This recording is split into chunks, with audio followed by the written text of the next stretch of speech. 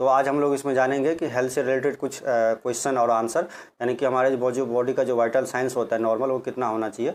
जैसे कि pulse rate, heart beat कितना होना चाहिए, बॉडी टेम्परेचर कितना होना चाहिए, रेस्पिरेशन रेट कितना होना चाहिए, ऑक्सीजन लेवल कितना होना चाहिए हमारे बॉडी में, ब्लड प्रेशर कितना होना चाहिए, ब्लड शुगर कितना होना चाहिए, बॉडी मास इंडेक्स कितना होना चाहिए, ब्लड कितना होना चाहिए हमारे बॉडी में, हीमोग्लोबिन कितना होना चाहिए, पीएच वैल्यू कितना होना चाहिए हमारे बॉडी का नॉर्मल। जब कोई व्यक्ति एडमिट होता है हॉस्पिटल में, तो जो आईसीयू में जो दिखाता है आपको, जो मशीन होता है उसमें, तो वो क्या क्या दिखाता है और क्या कितना होना चाहिए नॉर्मली, वो चीज़ के बारे में हम लोग जानेंगे।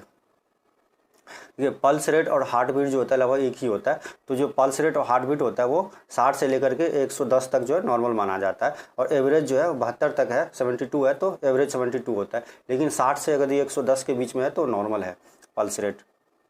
और जो बॉडी टेम्परेचर होता है, बॉडी टेम्परेचर 97 से लेकर के और 99 तक जो है नॉर्मल ही माना जाता है। एवरेज जो होता है 98.6 डिग्री फ़ारेनहाइट होता है, लेकिन 97 से लेकर 99 तक जो है नॉर्मल माना जाता है। फिर ये डिपेंड्स करता है बॉडी टेम्परेचर, हम कौन से वेदर में और कौन सी कंडीशन में जो है टेम्परेचर चेक कर रहे हैं, या कौन से बॉडी के, यदि मुंह में हम लेके चेक कर रहे हैं थर्मामीटर तो थोड़ा ज़्यादा दिखाएगा पॉइंट में, यदि हम आर्मपिट में लेके चेक कर रहे हैं तो थोड़ा मुंह से थोड़ा कम, 1-2 पॉइंट कम दिखाएगा। तो ये डिपेंड्स करता है। फिर यदि गर्म मौसम में हम चेक कर रहे हैं तो थोड़ा ज़्यादा दिखाएगा, यदि हम एसी में बैठे हैं वहाँ चेक करें तो थोड़ा कम दिखाएगा। तो ये होता है कि लेकिन 99 तक जो है नॉर्मली माना जाता है।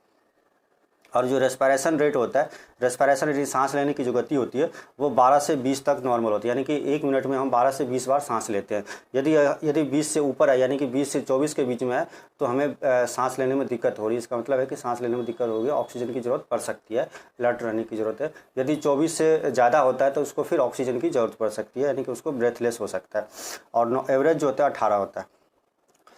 और जो ब्लड प्रेशर होता है, एवरेज तो 120/80 होता है, लेकिन यदि ऊपर वाला रीडिंग यदि 100 से लेकर के और 125 तक भी होता है तो नॉर्मली माना जाता है, और नीचे वाला यदि 65 से लेकर के 80 तक होता है तो ऊपर भी नॉर्मली माना जाता है। लेकिन डिजिटल बीपी मशीन में जो होता है 130/80 होता है, वो नॉर्मली माना जाता है, क्योंकि उसका जो पॉइंट में कुछ वेरिएशन होता है।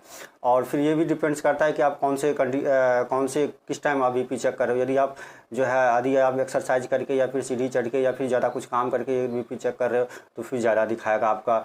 हाँ, फिर यदि आप रेस्टिंग में है, सो रहे हैं, उस टाइम बीपी चेक कर रहे हैं, या मतलब सो के उठने के बाद, तो थोड़ा कम दिखाएगा। तो ये सब होता है। फिर जो ब्लड शुगर होता है वो 70 से 100, फास्टिंग वाला जो ब्लड शुगर करवाते हैं तो वो 70 से 100 तक नॉर्मल माना जाता है। यदि 100 से 125 के बीच में है तो प्री डायबिटिक माना जाता है, और 125 से ज़्यादा है तो फिर डायबिटिक माना जाता है। और जो खाने के बाद जो होता है 2 घंटे के बाद पीपी, वो 70 से 140 के बीच तक नॉर्मल माना जाता है।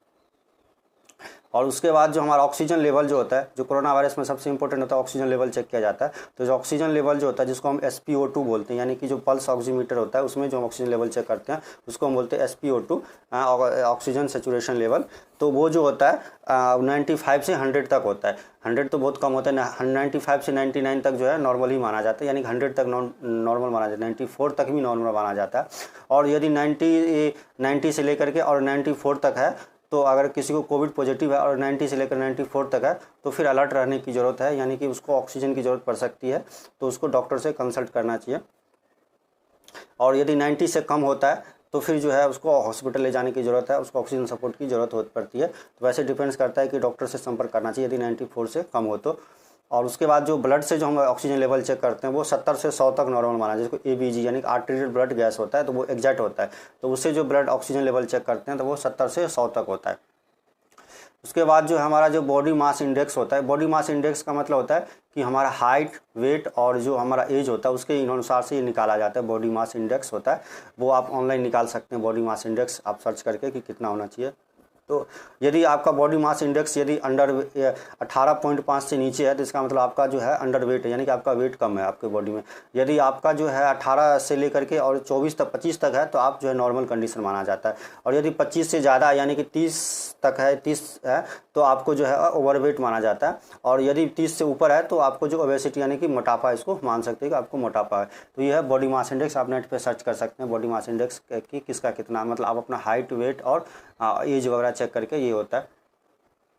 जो हीमोग्लोबिन होता है, तो हीमोग्लोबिन जो हमारे बॉडी में मेल में जो होता है वो 13.5 से 17.5 ग्राम्स पर DL तक नॉर्मल माना जाता है। वैसे 13 तक नॉर्मल है, अगर मेल में 13 तक है तो फिर भी नॉर्मल माना जाता है। और फीमेल में थोड़ा कम होता है तो 12.5 से 15.5 तक नॉर्मल ही माना जाता है। और ये हीमोग्लोबिन है। और ब्लड जो होता है हमारे बॉडी में वो 5 से 6 लीटर होता है, यानी नॉर्मली 5 से 6 लीटर होता है, यानी कि बॉडी वेट का 7 से 8% ब्लड होना चाहिए हमारे यहाँ। अगर हमारा बॉडी वेट जितना है उसका 7 से 8% जो है ब्लड होना चाहिए।